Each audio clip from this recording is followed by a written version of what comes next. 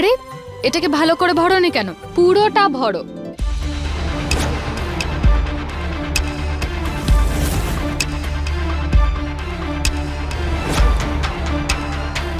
এবার দেখবে কত ভালো বিক্রি হয় আমাদের। ভালো করে শুকিও কাকি, কোনো পাপড় যেন কাঁচা না থেকে যায়। কাকি, পাপড় যেন একদম গোল হয়, কোনো নালিশ যেন না শুনি। আরে বাহ কাকি, ভালো করে মশলাটা ভরে রেখো।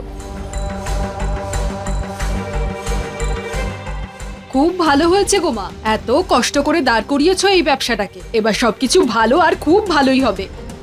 এ নাও, ভোলে বাবার প্রসাদ নাও। দিদি,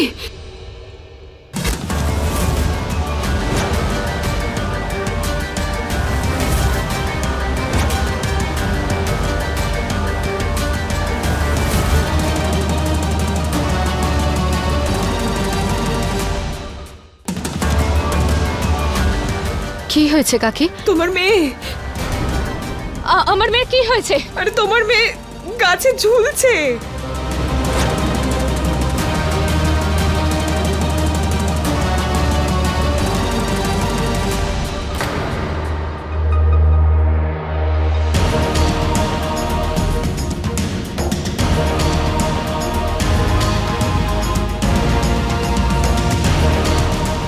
আচ্ছা এগুলো কি হচ্ছে? কি দরকার ছিল মেয়েটার গাছে ওঠার?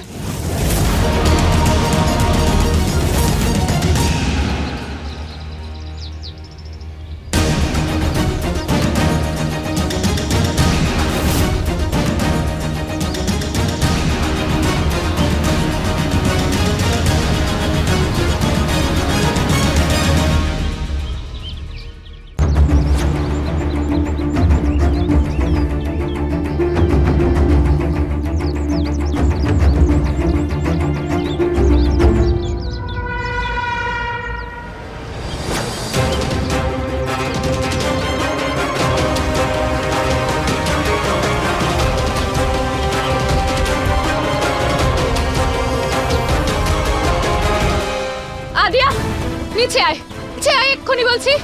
কেন উঠেছিস তুই ওখানে? কিছু একটা হয়ে গেলে তখন নিচে আয়। আর আসছি মা, আসছি। পাখির বাচ্চাদের খাবার দিতে এসেছি। ওদের মা তো অনেক দূরে গেছে খাবার আনতে। ওদের পেটে ইঁদুর দৌড়াচ্ছে, চুচু করে ডাকছে। আমি যেটা বলছি সেটা শোন, নিচে আয়, এক্ষুনি নিচে আয়। তাড়াতাড়ি এসো। হ্যাঁ, চাদরটা খোলো। খোলো। চাদরটা শক্ত করে ধরো। রোজ এই একই কাজ করে মেয়েটা। কখনো পাখিদের খাওয়ানোর জন্য গাছের উপর ওঠে, নয়তো কখনো বিড়ালের বাচ্চাকে খাওয়ানোর জন্য কোথায় না কোথায় চলে যায়। টেনশন করো না তুমি মাসি, বিপি বেড়ে যাবে তো তোমার। তোমার কথায় তো মায়ের হার্টবিটও বেড়ে গেছে দেখছি। আদিয়া, দেখে নামবি, ঠিক করে নামবি। আরে নামছি তো বাবা, দেখো না। সামলে মা। আদিয়া সামলে, দেখে বাবা।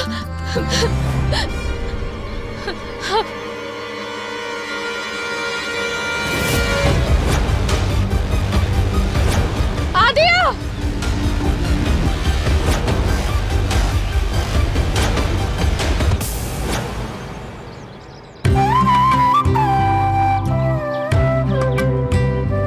আদিয়া, তুই ঠিক আছিস তো আমার সোনা মেয়ে? আরে বাবা, কি সুন্দর ক্যাচ ধরলে তুমি, একদম বিরাট কোহলির মতো। পাগলি একটা।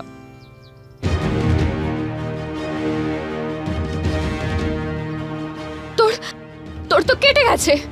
এরকম দুষ্টুমি কেন করিস তুই? একদম ঠিক বলেছো। মেয়ে দুষ্টুমি করবে আর সেই নিয়ে মা চিন্তা করবে। নিয়ে চলো ওকে।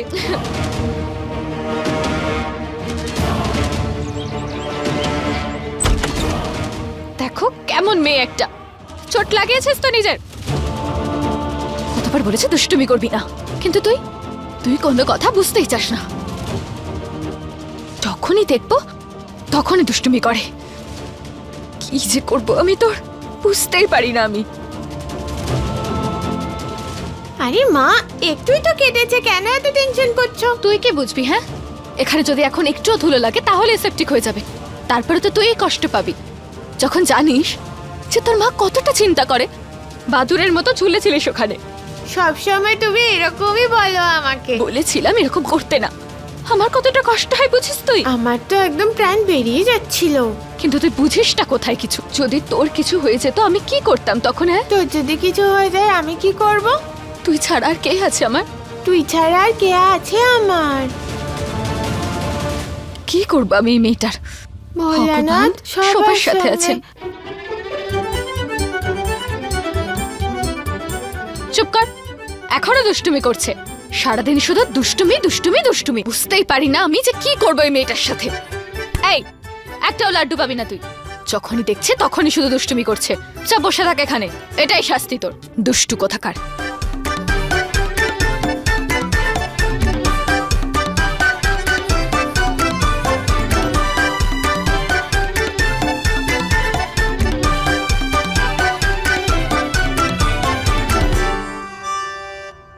তাহলে আসুন আমাদের মুখ্যমন্ত্রীকে জিজ্ঞাসা করা যাক উনি এ ব্যাপারে কি বলছেন।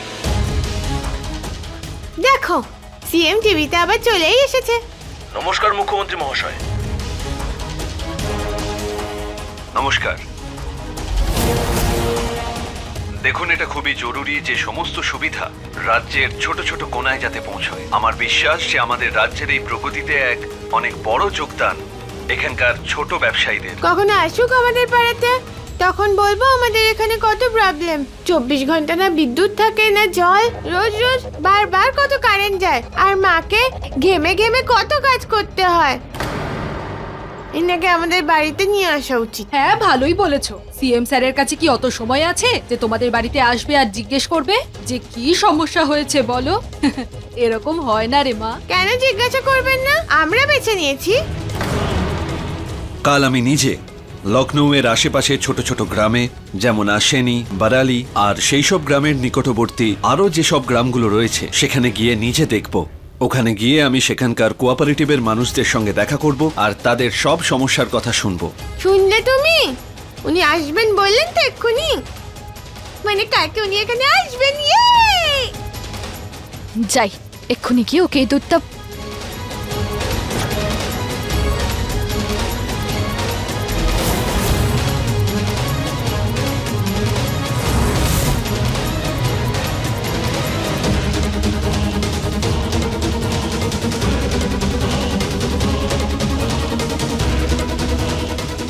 এটা একটা সময় হলো টিভি দেখার?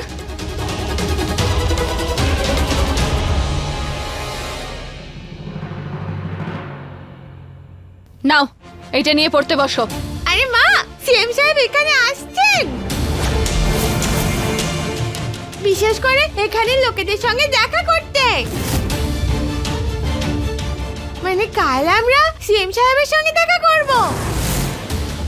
আমি শোনাবো আমার প্রবলেম নিজের মুখে। কি বলো? এবার প্রশ্ন করবেন না সিএম সাহেব আমায়? আপনি কি বলতে চান ম্যাডাম বলুন।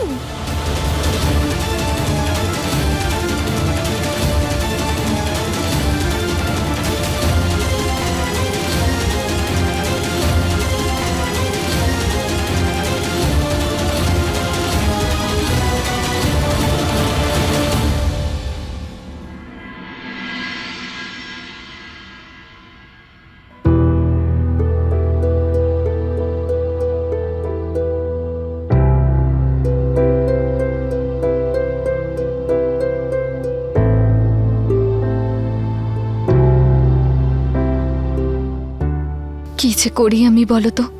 আমি নিজের মেয়েকে ওই লোকটার সাথে দেখা করতে দিতে চাই না।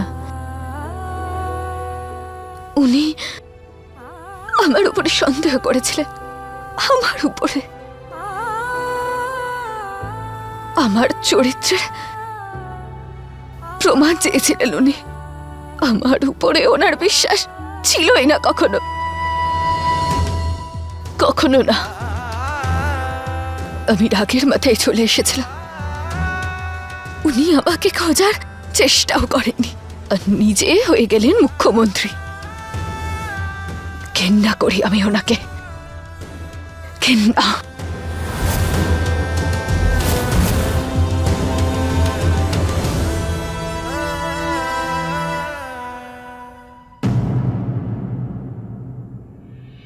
আমি আমার মেয়েকে ওনার সাথে দেখা করতে দেব না। যদি উনি আমার মেয়েকে আমার থেকে কেড়ে নেন তাহলে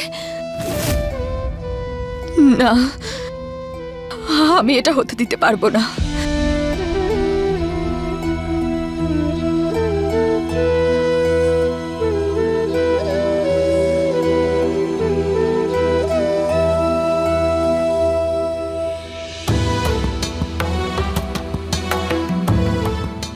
তোমার ভয় পাওয়ার কি দরকার আছে? আমি দায়িত্ব নিচ্ছি। না ও মুখ্যমন্ত্রীর সামনে যাবে, আর না মুখ্যমন্ত্রী তোমার কাছে আসবে। এখানে আসা থেকে ওনাকে আটকাতে পারবো না, কিন্তু তোমার কাছে আসা থেকে তো আটকাতে পারবো।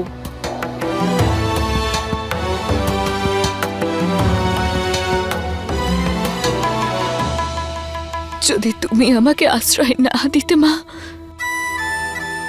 তাহলে আমার কি হতো? এটা তুমি ভালোই বলেছো মা। এখানে যে মহিলারা আছে তাদেরকে তোমার জন্য আমরা মাথা উঁচু করে বাঁচতে শিখিয়েছি।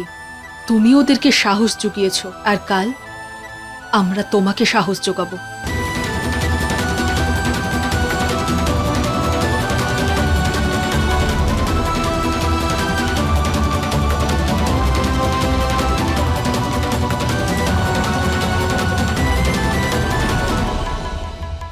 আমি কখনো নিজের মাকে চোখে দেখিনি। ভগবানের দয়ায় আমি আমার মাকে ফেরত পেয়ে গেছি, তোমারই রূপে।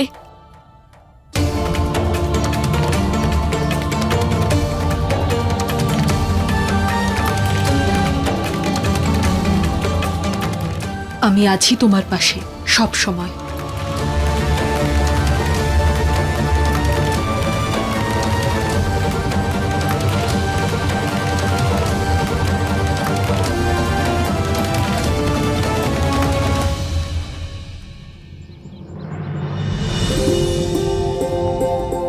আরে কান্তা, তুমি এখনো এখানেই দাঁড়িয়ে?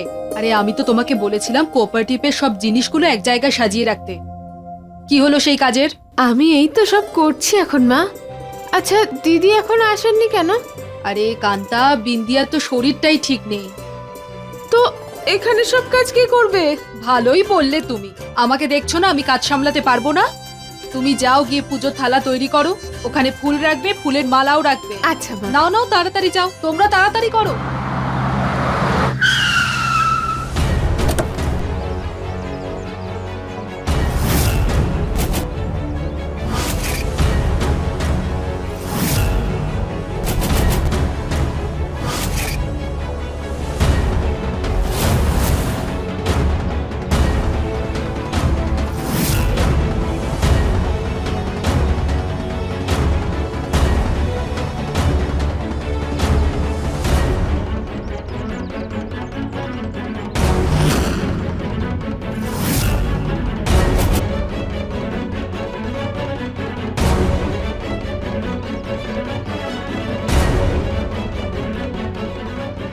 বাইরের কি অবস্থা!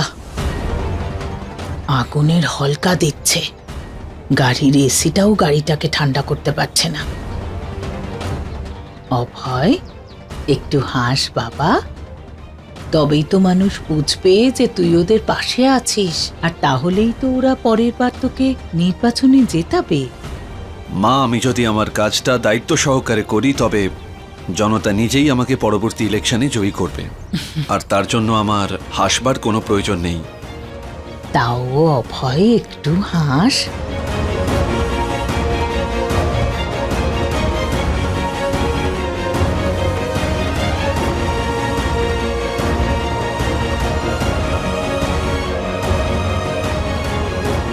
আসুন আপনাদের কোঅপারেটিভ সোসাইটি দেখি।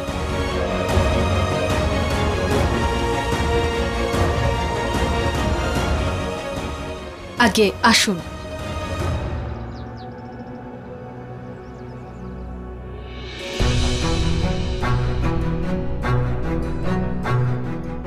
এ কি মা, আমায় কেন বেঁধে রাখছো?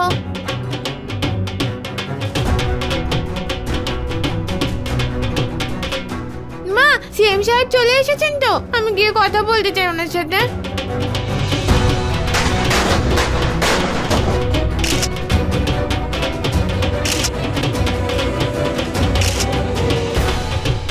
এখানে সমস্যা বলতে চাই আমি, যেতে দাও না।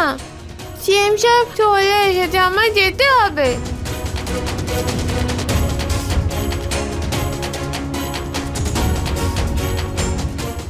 কেন আমায় বেঁধে রেখেছো তুমি মা? সিএম সাহেব চলে গেলে এখানকার উন্নতি কিভাবে হবে? আমাদের যা উন্নতি সেটা ভগবান নিজেই করে দেবেন। এখন চুপ করে আমাকে পুজো করতে দে, ওখানে গিয়ে বস।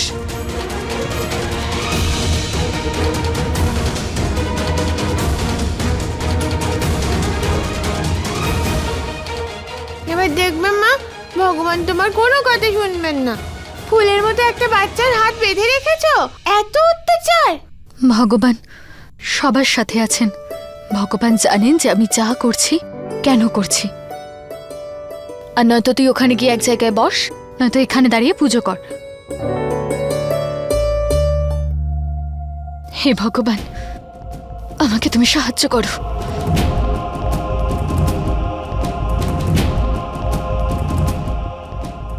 ভগবান সবার সাথে আছেন, ভগবান সবার সাথে আছেন।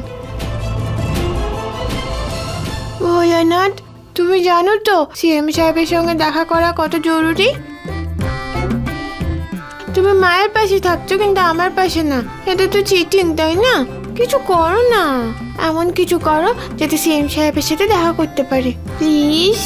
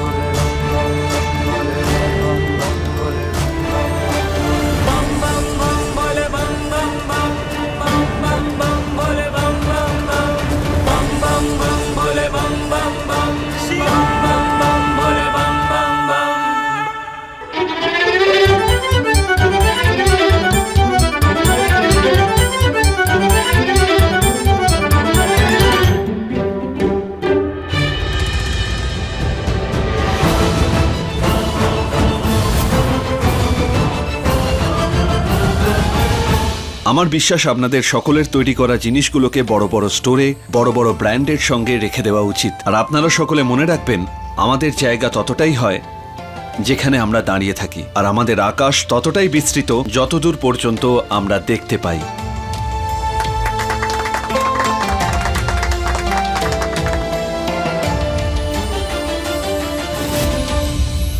সিএম সাহেব, এখানে কি করে এলো? আরে সরো সামনে থেকে, আমি ওনার সাথে কথা বলতে চাই। তুই বক্তব্য রাখ, আমি গিয়ে দেখছি।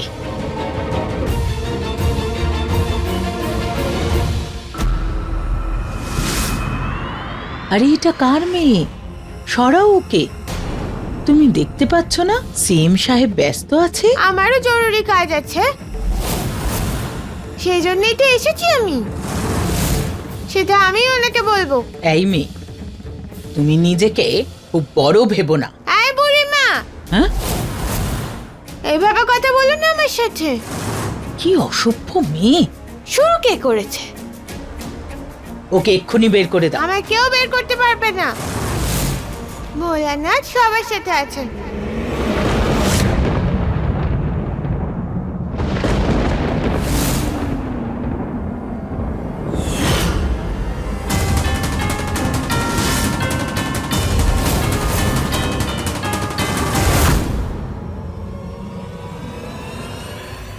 ভগবান সবার সাথে আছেন। আসতে দাও ওকে।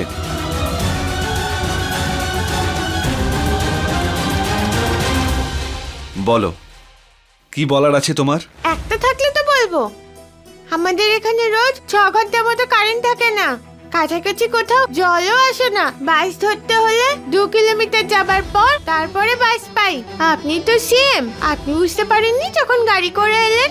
রাস্তাও ভালো না, ভীষণ খারাপ। বাস স্টপটা কত দূরে আর কি বলি, শুধু এসেছে ভাষণ দিতে।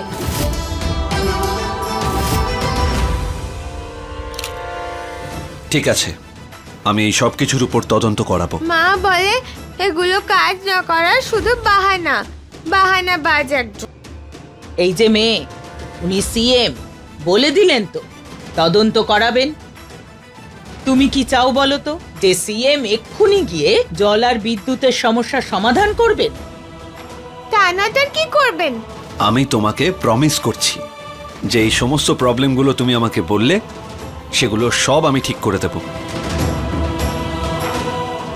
তোমার মা কোথায়?